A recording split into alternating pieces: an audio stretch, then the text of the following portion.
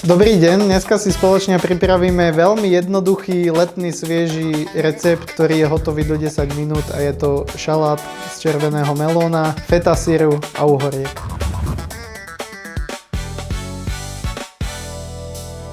Tak dneska si pripravíme naozaj rýchly, svieži, letný, požehnaný dezert, plný energie. Máme tu len pár surovín, ktoré cez leto je ich určite bohato a v podstate všetkých ideme iba krájať. Je to v podstate asi na vás, ako si to nakrájate.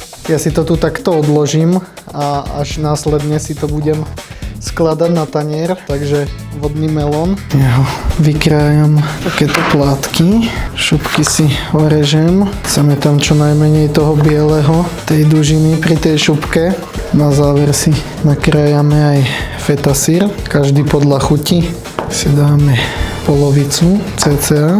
Nemusíte sa báť pohrať s tými veľkosťami aj tvarmi. Aj keď tu bude plný tanier, je to naozaj svieže, ľahké jedlo, takže si myslím, že toto by nám aj stačilo. Dáme feta syr.